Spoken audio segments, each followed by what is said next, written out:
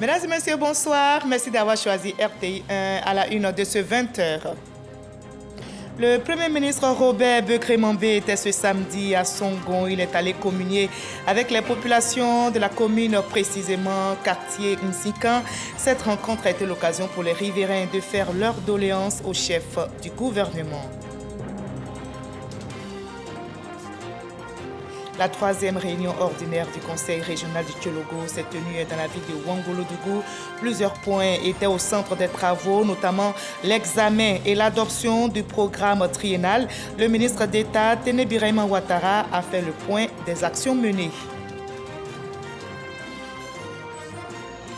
La première conférence internationale sur la forestation et le reboisement vient de se tenir à Brazzaville au Congo. Le ministre de l'Environnement, du Développement durable et de la Transition écologique, Jacques Assaoré Conan, au nom de la Côte d'Ivoire, a affirmé son engagement à accroître les superficies forestières. L'excellence est célébrée dans la région du Poro. 21 élèves ayant obtenu de meilleurs résultats aux examens du CEPE, du BPC, du BAC sont récompensés. Ils ont reçu plusieurs lots et trophées. Les ministres Amadou Koulibaly et Amadou Koné saluent les efforts de ces jeunes de la région du Poro. Soyez les bienvenus sur RTI 1. La paix apparente retrouvée par la jeune Rokia se mua en cauchemar à nouveau lorsque son bienfaiteur s'est révélé sous un tout nouveau jour. Tous les hommes sont-ils les mêmes? Ces phrases et cette question sont extraites du roman Les larmes d'un silence de l'auteur ivoirien Marius Assemian. Dans cette première production littéraire de 176 pages, il brise le silence des femmes victimes de violences sexuelles, conjugales, physiques et de mariages forcés. Son héroïne, Rokia, passera par toutes les étapes, vendue, battue, violée. Mais réussira-t-elle à sortir du gouffre, à voir la lumière au bout du tunnel? Quelle réplique face au VBG et les violences basées sur le genre? Marius Assemian est notre invité de la page culture de ce samedi. Bonsoir, monsieur Assemian. Bonsoir, madame Laure. Alors, dites-nous clairement, vous abordez, on l'a vu, un sujet difficile, un sujet d'actualité, un sujet poignant dans votre roman intitulé « Les larmes d'un silence ». Pourquoi les larmes d'un silence? Les larmes d'un silence traduisent un peu la question d'actualité, qui sont les VBG. Et c'est une question d'actualité, comme je le disais. Et malheureusement, c'est une question dont on doit montrer l'importance du combat à mener. Et les larmes d'un silence, c'est montrer que toutes ces personnes qui souvent sont dans le silence, sont dans les difficultés, qui n'arrivent pas à s'exprimer. Voilà, c'est un peu... C'est ça. Donc les larmes traduisent en fait la douleur, les souffrances de ces victimes. Effectivement. Il ne s'agit pas seulement de victimes, mais ceux aussi qui sont des témoins de ces victimes. Ils sont les témoins de ces victimes. Vous nous en direz davantage dans la page culture sur les larmes de ces victimes de VBG. Comment y mettre fin? Comment mettre fin à ces larmes? Peut-on espérer d'un avenir meilleur dans la lutte contre les violences basées sur le genre? Vous nous répondrez dans la page culture. On va se retrouver dans une trentaine de minutes, mais restez pour le moment avec nous. On fait ensemble ce voyage pour Songon, où le Premier ministre Robert Bekremambe a communié avec les populations, précisément du quartier Nsikan. Elles ont fait des doléances au chef du gouvernement ivoirien. Le reportage de Abdoulaye Koné. Il a troqué le costume ce samedi contre une tenue traditionnelle. Tel un chef de communauté, le Premier ministre a répondu à l'appel pressant des femmes de Songon. Les 13 cités de la commune se sont réunies à la place Nsikan. Si elles ont manifesté leur soutien au chef du gouvernement, elles ont surtout déroulé un chapelet de doléances. L'adduction en eau potable n'est pas faite. Ce qui voudra dire que si aujourd'hui l'État met en marche le château d'eau, ces cités n'en auront pas. L'insécurité dans les cités, car il y a de vols dans les domiciles. Toutes les cités ont besoin des camions, 2 camions de vidange, 2 citernes de vidange pour pouvoir vider nos fosses septiques qui vivent avec nous. À défaut de traitement des eaux usées. Toutes les cités de Kassamblé ont besoin d'un marché. Toutes les cités de Kassamblé ont besoin de lieux de culte. Des cités ont des litiges fonciers, à savoir cité Bienveillance et cité Guy de Brissy. Nous sommes convaincus d'avoir frappé à la bonne porte, car vous avez un cœur en or. Papa Mambé, ayez un regard sur nos cités, car nous sommes décidés à vous soutenir à tout temps. Face à l'appel des femmes à se pencher sur leurs conditions de vie, leurs problèmes d'addiction en eau potable et le manque de sécurité dans leur environnement, le Premier ministre a tenu avant tout à remercier le chef de l'État pour ses grandes actions de développement partout en Côte d'Ivoire. Je dois vous dire que nous avons la chance d'avoir un très grand président. Il a au moins 3 objectifs. Le premier objectif, défendre l'honneur de la Côte d'Ivoire. Le deuxième objectif, aider les plus vulnérables, c'est-à-dire ceux qui sont les plus fragiles. C'est-à-dire, quand on mène une action, il faut que les plus fragiles se sentent protégés. Et puis, troisième action, faire en sorte que tout ce que nous faisons se rapproche de ce que Dieu veut que nous fassions pour les autres. Voici comment il fonctionne. Donc, quand on l'observe et qu'on a bien compris ce qu'il veut faire pour la Côte d'Ivoire, mais je vous assure, on n'a pas le temps de jouer avec la Côte d'Ivoire. Tout ça pour vous dire que j'ai la liste de vos préoccupations. Il faut continuer de prier pour que quand je dis, bon, chef, à Songo là-bas, voilà, est-ce qu'on peut me donner un peu d'argent pour aller faire ça? Priez, on m'a donné. Robert Beuré-Mambé, s'appuyant ensuite sur des promesses de développement du président Alassane Ouattara, a aussi fait de bonnes annonces aux femmes de Songon. J'ai vu mes parents qui sont chefs de village ici, et il y a déjà un village qui nous a montré un endroit où on peut construire le commissariat, c'est sur l'autoroute, à côté de l'autoroute. Donc s'il y a un problème, rapidement, on est ici. On va avoir un commissariat. On aura un grand CHR ici qui plus tard va se transformer en CHU. On va construire une école d'ingénieurs ici à Songon. Je ne vais pas tout dire aujourd'hui.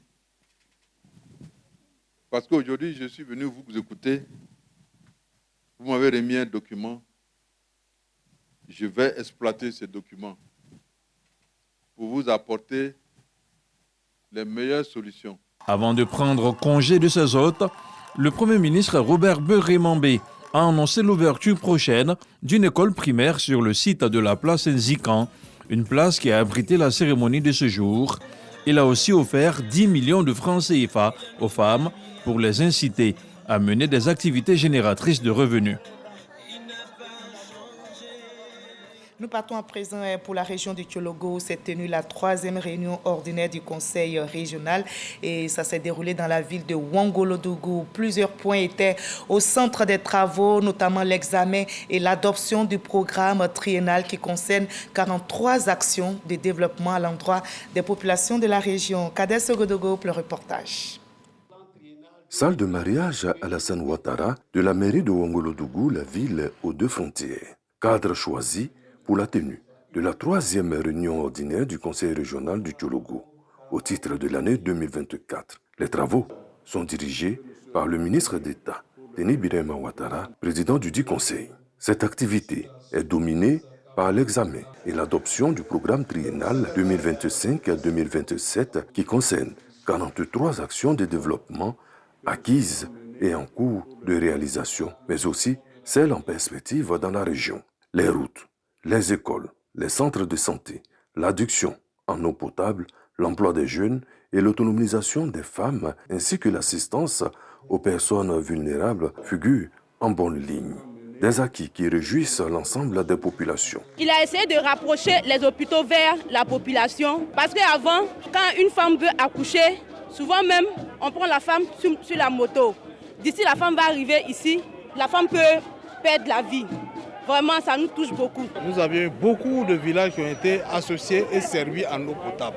Nous disons merci vraiment au conseil régional et à toute son équipe. Pour le président du conseil régional du Tchologo, rien n'arrêtera la marche de la région vers son développement. C'est une panoplie d'actions que nous devons mener envers les populations qui nous ont fait confiance, qui nous ont élus. Et ceci est important pour nous Nous sommes à la disposition des populations et c'est ce que nous ferons. Nous allons continuer dans cette voie pour faire en sorte que le Tchologo se sente mieux. C'est là notre combat, c'est là notre engagement. Autre fait marquant, la remise symbolique de permis de conduire aux jeunes artisans et transporteurs de Wongolo-Dougou par le président du conseil régional. Cette rencontre élargie au public a vu la présence de l'ensemble du corps préfectoral et plusieurs personnalités, au nombre desquelles le ministre Adama Diawara et le maire de Gbelegbang, Sita Ouattara.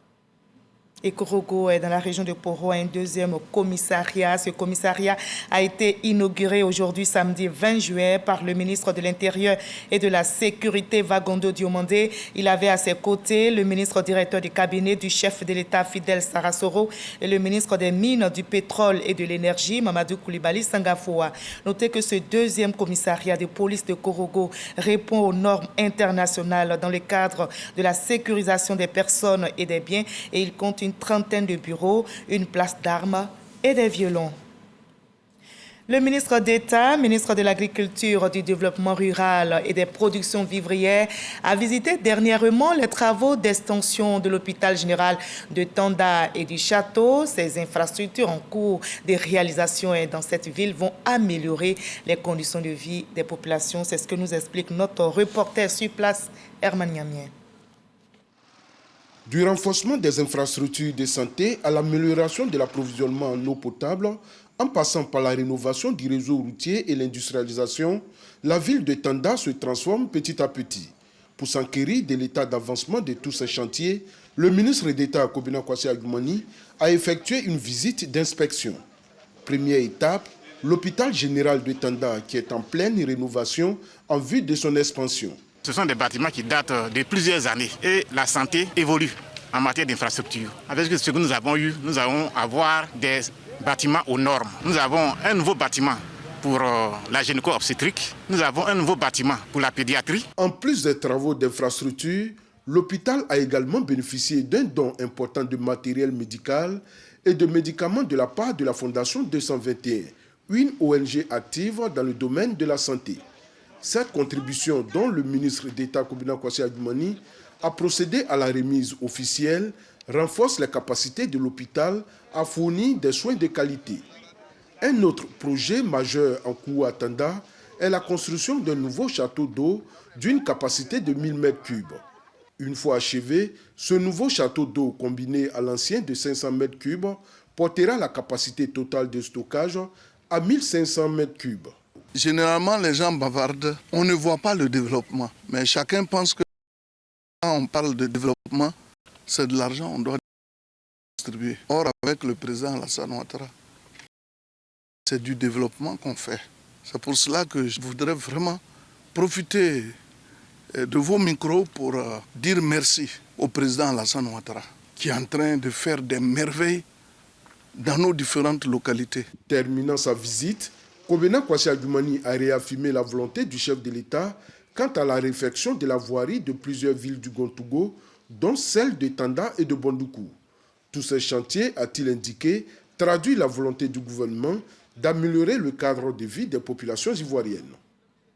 Et l'excellence est célébrée dans la région du Poro. 21 élèves ayant obtenu les meilleurs résultats aux examens du CEPE, du BPC, du bac sont récompensés et ils ont reçu des lots composés d'ordinateurs, de tablettes éducatives et d'enveloppes. C'est une initiative du ministre de la Communication, Amadou Koulibaly. Reportage sur place de Sorokoroda. Les 21 meilleurs écoliers et élèves de la région du Poro aux examens à grand tirage sont récompensés. Nous sommes à la 13e édition de la journée régionale du mérite et de l'excellence dans le Poro. Ces meilleurs apprenants ont reçu des prix composés d'ordinateurs, de tablettes et de trophées des mains des ministres Amadou Koulibaly et Amadou Koné. Le directeur régional de l'éducation nationale félicite le ministre de la Communication, l'initiateur de la journée. Les lauréats s'engagent à continuer à demeurer dans l'excellence. Dans la Côte d'Ivoire du président Alassane Ouattara, seul le travail paie. Et si nous sommes à l'honneur ce jour, c'est que tout le monde le peut, car il n'y a ni mauvaise herbe, ni mauvais homme, mais il y a de mauvais cultivateurs. Le ministre Amadou Koulibaly engage les jeunes de la région du Poro à faire de l'excellence leur credo. Aux jeunes de continuer à travailler. de continuer à nous produire des bons résultats, d'entretenir cette soif de l'excellence, ce désir de réussir dans vos parcours universitaires futurs. Vous êtes l'avenir de notre belle Côte d'Ivoire. Je vous invite à relever le défi du rassemblement autour de valeurs qui feront la grandeur de notre nation. Le Premier ministre Robert Begré-Mambé était le patron de la 13e édition de la journée régionale du mérite et de l'excellence dans le Poro. Son représentant, le ministre Amadou Kone, appelle les parents à s'impliquer dans l'éducation de leurs enfants. Il appartient aux cadres, aux parents d'élèves de jouer leur partition. Parce que seul le gouvernement ou le président de la République ne pourront tout accomplir en termes d'éducation nationale. C'est pour cela qu'en leur nom, je voudrais vous exprimer tout leur soutien. Je me ferai fort de traduire également auprès de M. le Premier ministre les doléances qui ont été formulées. En marge de cette cérémonie, une cinquantaine de personnalités et d'administrations privées et publiques ont reçu des trophées pour leur implication dans la réussite de l'organisation de la CAN 2023 à Kourougou. Voilà, et je vous livre à présent ce communiqué qui vient de nous parvenir. Il émane du ministère des Transports. Il a donné de constater que de nombreux véhicules sont utilisés dans les activités de transport de personnes en violation de la réglementation sur les caractéristiques et les modalités d'exercice des dites activités. Il s'agit notamment des véhicules de couleur orange, orange et blanc ou orange et noir exécutant l'activité de taxi sans compteur et sans lanterne. Véhicules faisant du VTC sans aucune autorisation et hors toute plateforme agréée. Véhicules exécutant du transport de personnes sans immatriculation ou avec une immatriculation provisoire. Le ministre des Transports, tout en indiquant que ces pratiques mettent en péril les vies des personnes transportées et sont source d'insécurité routière, rappelle que l'exercice illégal de l'activité de transport est puni par la réglementation en vigueur. Il invite par conséquent les personnes désireuses d'exécuter cette activité à se conformer sans délai aux tests en vigueur. À défaut, elles verront leur véhicule faire l'objet de mesures de rétention administrative pour leur mise en fourrière systématique. Le ministre des Transports, par mesure de sécurité, invite également les éventuels passagers et l'ensemble de la population à éviter d'emprunter les véhicules ci-dessus mentionnés. Il en appelle enfin à l'esprit de responsabilité et de civisme de l'ensemble des acteurs pour un transport urbain plus sûr. Nous partons maintenant pour Brazzaville, au Congo, qui vient d'abriter la première conférence internationale sur la forestation et le reboisement. Notez que le ministre de l'Environnement et du Développement durable et de la Transition écologique, Jacques Assaouré-Conan, au nom de notre pays, la Côte d'Ivoire, a affirmé son engagement à accroître les superficies forestières et à collaborer activement avec d'autres nations pour atteindre ces objectifs. Grâce Kando. Le ministre de l'Environnement, du Développement durable et de la Transition écologique a, au nom du président de la République, Alassane Ouattara, conduit une mission à Quinténé, à Brazzaville, dans le cadre de la première conférence internationale sur la forestation et le reboisement. En présence d'un panel de chefs d'État et de hautes personnalités représentant les institutions. Plusieurs réflexions sont engagées. Augmentation de la superficie forestière en Côte d'Ivoire, projets nationaux relatifs à l'accroissement de la capacité de séquestration de carbone, production des biens et services fournis par les forêts, entre autres sujets abordés au cours de cette rencontre par Jacques Assaouré-Conan. La Côte d'Ivoire s'est engagée dans un vaste chantier de reboisement qui comprend plusieurs axes. D'abord, il s'agit de mettre en place une nouvelle politique forestière et de réviser le cadre législatif de gestion des forêts. L'adoption d'une politique de préservation, de réhabilitation et d'extension des forêts visant à porter le taux de couverture forestière à 20% à l'horizon 2030 s'inscrit dans ce cadre. Cette politique prévoit de reconstituer annuellement 300 000 hectares de forêt, dont 100 000 hectares de reboisement et 200 000 hectares par régénération. En marge de son séjour à Brazzaville, l'émissaire du président Alassane Ouattara, le ministre Jacques Assaoré Kona, a échangé avec les ministres de l'économie forestière et de l'environnement, du développement durable et du bassin du Congo. Au menu des différentes rencontres, l'actualisation de l'accord de coopération en matière d'environnement et de développement durable, des perspectives pour le fonctionnement de la Convention d'Abidjan, ainsi que des possibilités de partage d'expériences en matière de préservation des forêts.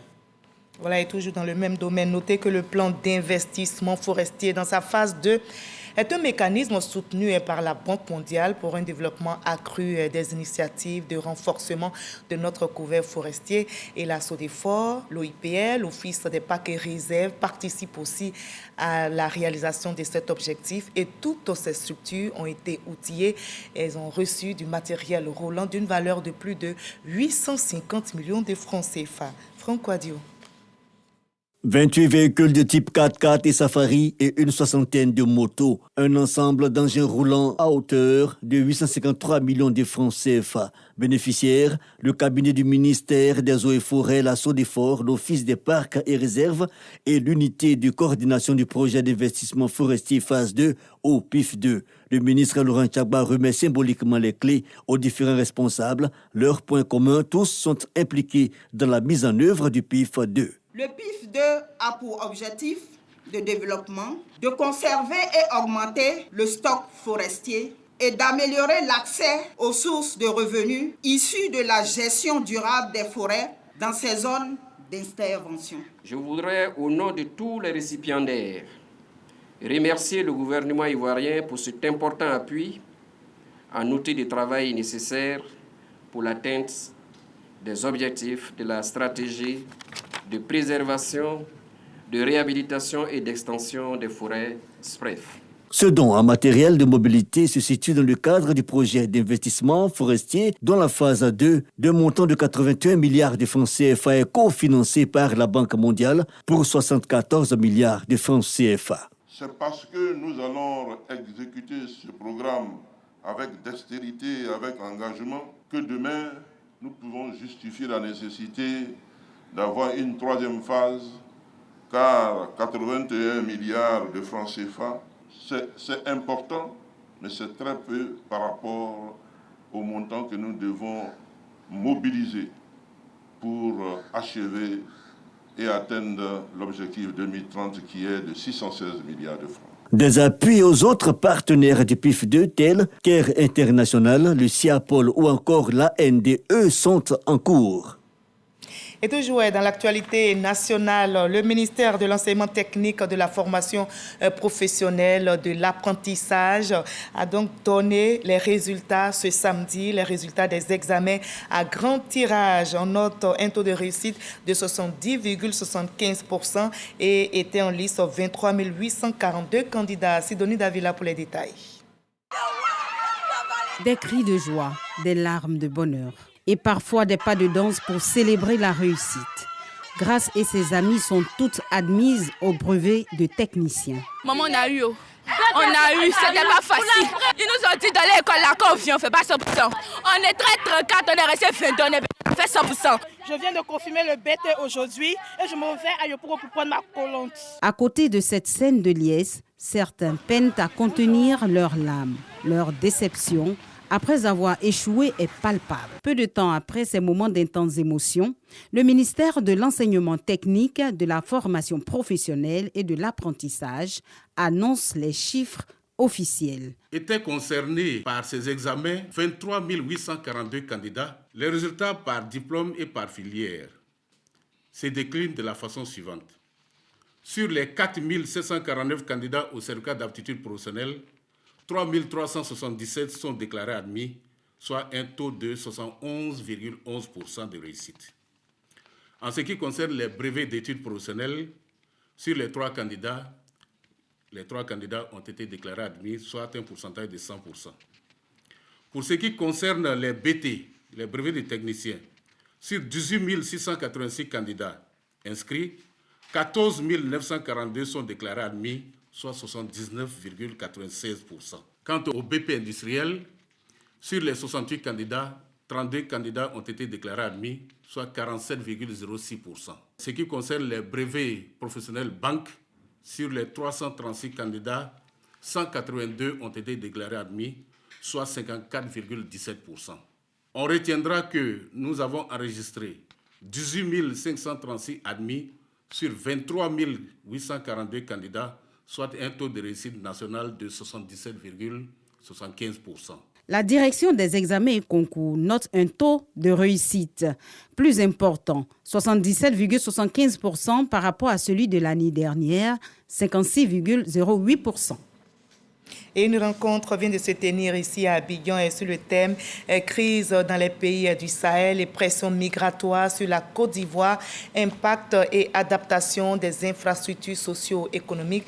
Quelle réponse donner, les éléments de réponse avec nos reporters Sidonie Davila, Anaël de Crisa.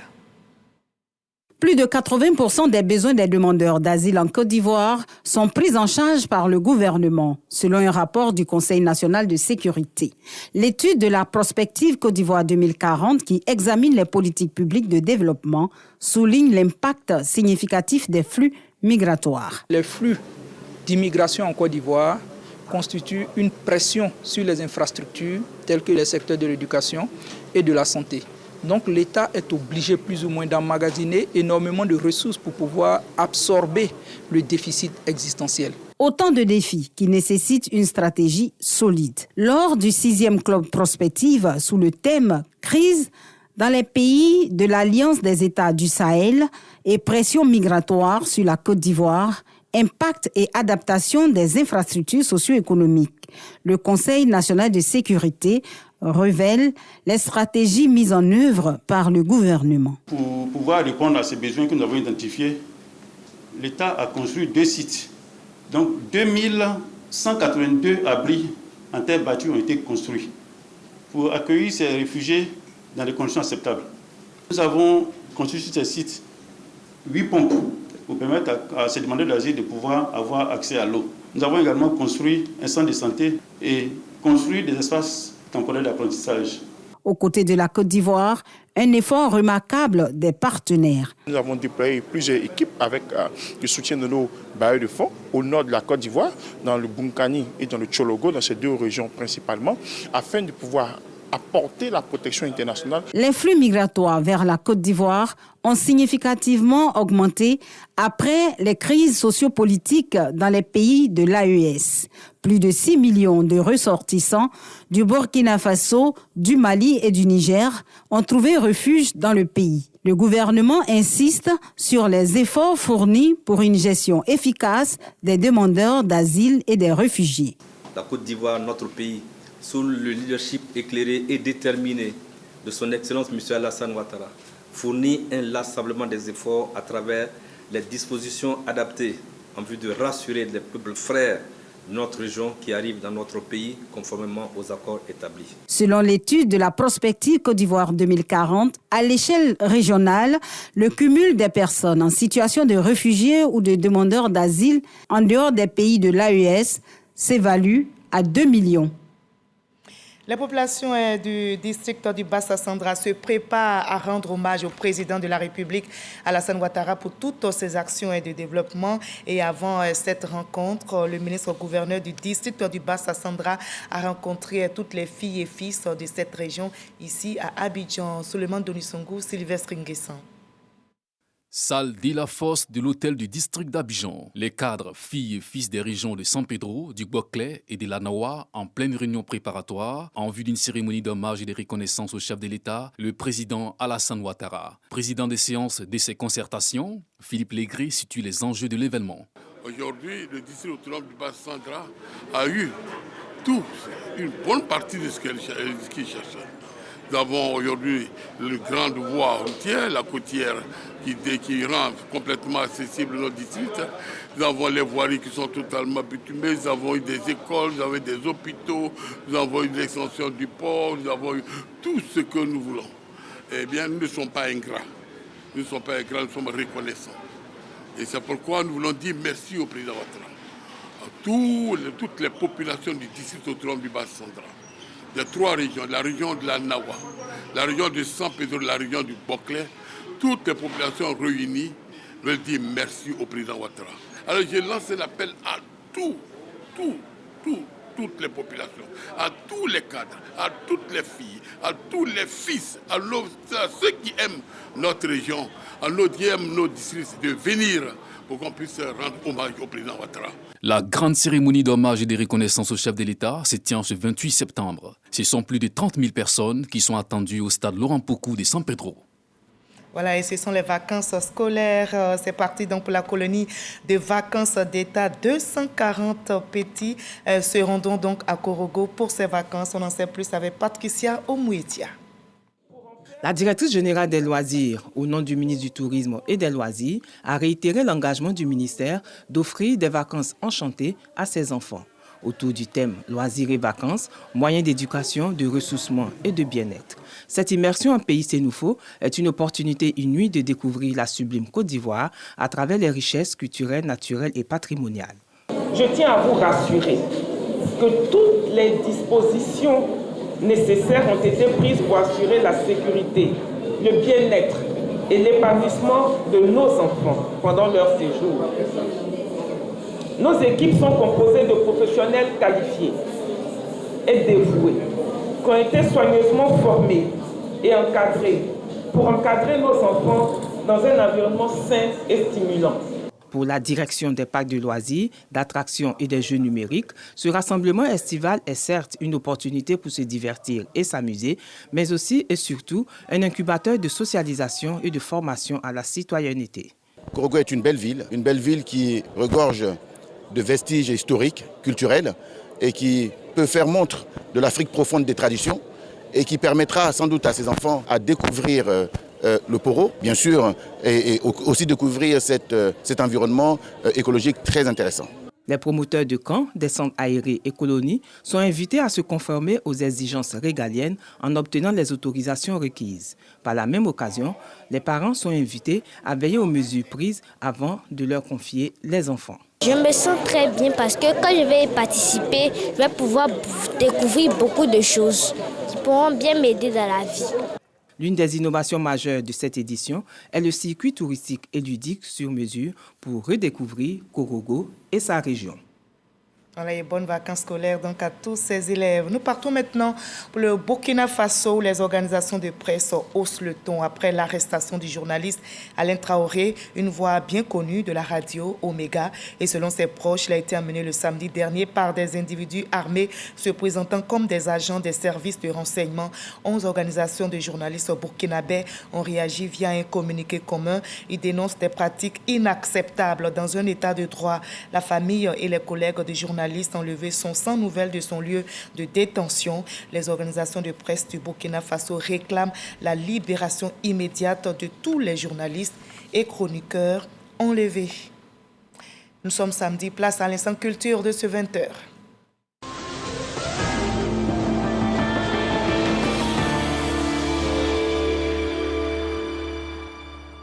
Fraîchement élue Miss Côte d'Ivoire 2024, Diamala Marie-Emmanuel s'est récemment rendue à Aboissau dans le sud Comoé région et dans laquelle elle a été présélectionnée et elle a témoigné sa reconnaissance aux populations. Le reportage de Serge Pacom Didi commenté pour vous par Jean Magagui. Marie-Emmanuel Diamala, Miss Côte d'Ivoire 2024, rebaptisée Malan Aloua. Elle est intronisée symboliquement reine-mère à Aboissau après son sacre sous le regard bienveillant du comité Miss Côte d'Ivoire, Comici. Miss Côte d'Ivoire 2024 a ensuite été reçue par le maire de la commune et par le président du CESEC, Aka Aweli, par ailleurs président du conseil régional. Des messages de félicitations lui ont été adressés pour sa brillante participation au concours Miss Côte d'Ivoire en tant que représentante du Sud Comoé à la finale. C'est avec beaucoup de fierté que nous recevons notre Miss. Aboissau a cette force de pouvoir produire assez régulièrement des Miss. De ce point de vue, Aboissau apporte beaucoup à la région, mais certainement demain au monde entier. Marie-Emmanuel Diamala est la 5e Miss Côte d'Ivoire issue de la région du Sud Comoé et la 2e en 3 ans. Le FICAD 2024 est lancé. La 19e édition aura lieu à Daoukro et cette année, le thème est écotourisme, culture et protection de l'environnement, de la faune et de la flore. Serge Pakom-Didi, Jean Magagi. La région de Lifou, aux couleurs de la 19e édition du Festival international de la culture et des arts de Daoukro, FICAD. Cet événement se fixe comme objectif de promouvoir et de pérenniser le patrimoine culturel et touristique de la région de Lifou.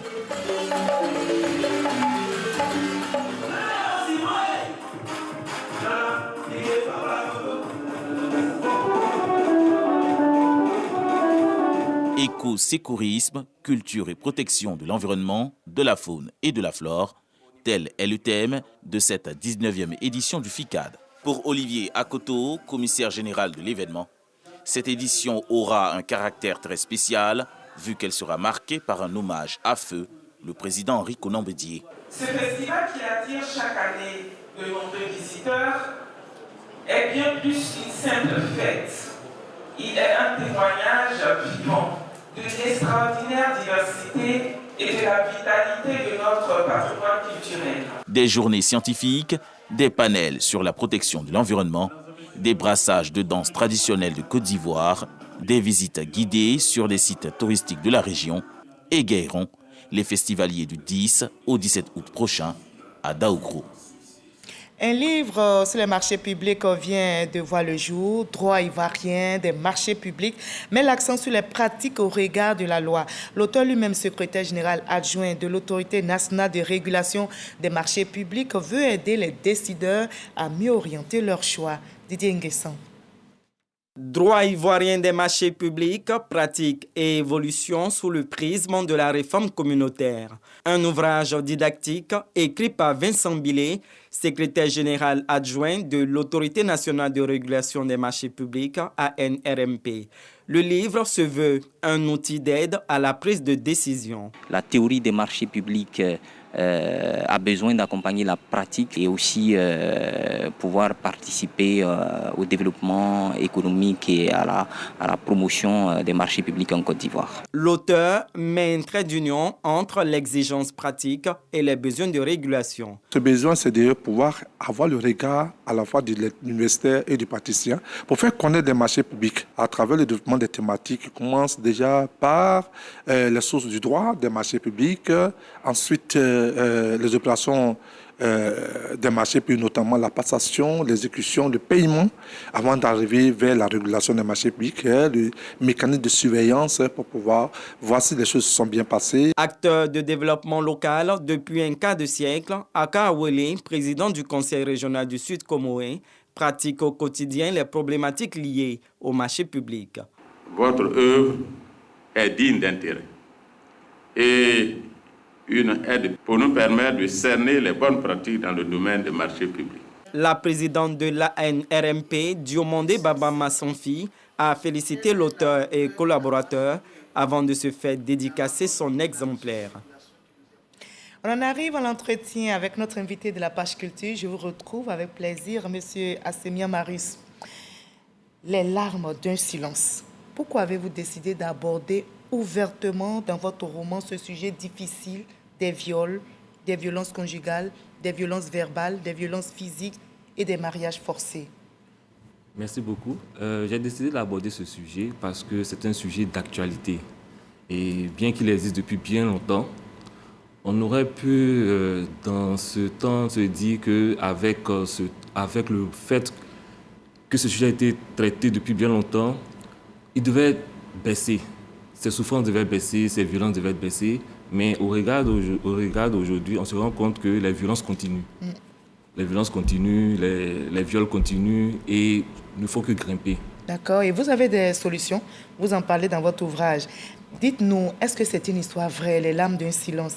Qu'est-ce qui vous a inspiré dans cette histoire de Rokia, basée sur faits réels ou une fiction, une pure fiction? Je pourrais dire un mélange des deux. Une pure fiction. Mais comme on le dit si bien, l'écrivain se nourrit de ce qu'il entend, de ce qu'il ressent, de ce qu'il voit. Et c'est un mélange de fiction et puis des choses qu'on entend. Des faits aussi, que vous avez entendu? Entendu. D'accord. Alors, c'est une histoire à rebondissement.